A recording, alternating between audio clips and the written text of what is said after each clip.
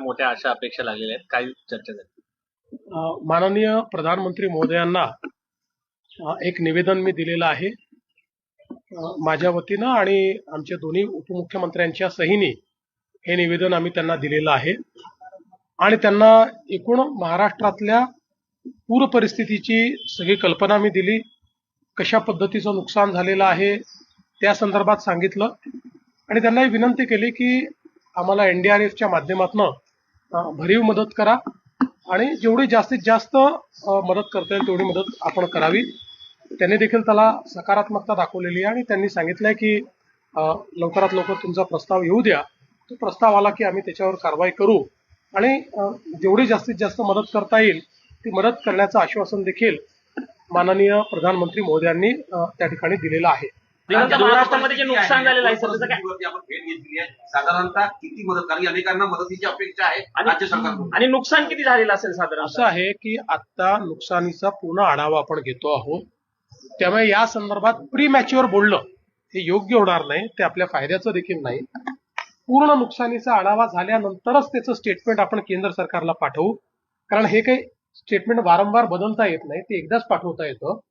त्याच्यामुळे त्याचा पूर्ण अंदाज आला आणि स्टेटमेंट पाठवलं की ते तुम्हाला रिलीज केलं. पुढील 2 दिवसामध्ये देखील पाऊस येण्याची शक्यता व्यक्त केली जाते, नागरिकांना काय आवाहन करतात? मी ऑलरेडी या ठिकाणी नागरिकांना 2 दिवसापूर्वीच याची कल्पना दिली आहे, शेतकऱ्यांनाही कल्पना दिली आहे की एक लो प्रेशर बेल्ट तयार होतोय, त्यामुळे पुन्हा 27-28 किंवा त्या दरम्यान मध्य महाराष्ट्रात किंवा महाराष्ट्राच्या काही भागामध्ये अतिवृष्टी होऊ शकते. त्या दृष्टीने सरकार देखील अलर्ट मोडवर आहे आणि नागरिकांनी जी काही सतर्कता त्या दृष्टीने घेता येईल त्यांच्या परीनं ती त्यांनी घेतली पाहिजे. कर्जमाफीची मागणी सुरू आहे सर, तर कधीपर्यंत काय होणार आहे, काय अनाउन्समेंट होणार आहे का दिवाळी अधिवेशनात? या संदर्भात यापूर्वीच आम्ही सांगितलेलं आहे की कर्जमाफीच्या संदर्भात आम्ही आमचं घोषणापत्र आहे त्या घोषणापत्रामध्ये हे आश्वासन दिलेलं आहे, त्यामुळे त्या आश्वासनाची पूर्तता आम्ही निश्चितपणे करणार आहोत.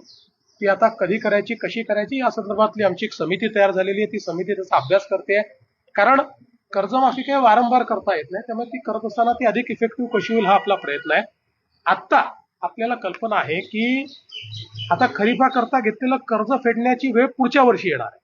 आत्ता शेतकऱ्यांना महत्वाचं काय आहे तर तातडीची त्यांच्या खात्यातली मदत ही अधिक महत्वाची आहे, त्यामुळे ती खात्यातली मदत पहिले करणं ही आमची प्रायोरिटी. ओला दुष्काळ जाहीर करावा, फंडामधून मराठवाड्याला मदत द्यावी.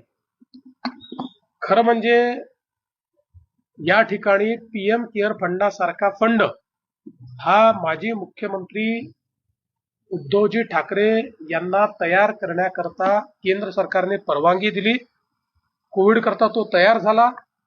600 कोटी रुपये त्या फंडात आले, एक नवा पैसा देखील ते खर्च करू शकले नाहीत आणि आज अवस्था अशी झाली आहे की तो फंड CAGच्या नॉर्म्सप्रमाणे कोविड करता तयार झालाय, त्यामुळे इतरत्र खर्च करता येत नाही. त्यामुळे आता त्याच्या नेमकं काय करायचं या संदर्भात आमच्यासमोर प्रश्न आहे. त्यामुळे 600 कोटी रुपये आपल्या फंडात असताना, लोकांनी ते दिलेले असताना आणि लोक पटापटा मरत असताना एक नवा पैसा जे खर्च करू शकत नाही, त्यांनी कोणाला किती शहाणपण शिकवावं हे देखील ठरवलं पाहिजे. पंतप्रधानांचा महाराष्ट्राला दौरा आहे का, पूर्ण बघणार आहे? प्रधानमंत्री महोदय पुढच्या महिन्याच्या 8 आणि 9 तारखेला महाराष्ट्रामध्ये येणार आहेत. पूर परिस्थितीच्या संदर्भात आता तरी अशा प्रकारचा दौरा नाही. 8 आणि 9 तारखेला पंतप्रधानांचा दौरा कशा संदर्भात असणार आहे? एक फार मोठं इंटरनॅशनल फिनटेक फेस्टिवल होत आहे. या फिनटेक फेस्टिवलमध्ये जगभरातले जे फिनटेक मधले लोक आहेत ते येणार आहेत आणि त्यामध्ये आपल्या देशाचे माननीय प्रधानमंत्री आणि ब्रिटनचे प्रधानमंत्री असे दोघेही येत आहेत. महाराष्ट्र आता हळूहळू फिनटेकची राजधानी बनायला लागलेला आहे. सर्वात जास्त फिनटेक मधलं इन्व्हेस्टमेंट हे महाराष्ट्रात येत आहे, त्यामुळे महाराष्ट्राकरता हे जे फिनटेक फेस्टिवल आहे हे अत्यंत महत्वाचं अशा प्रकारचं फेस्टिवल आहे.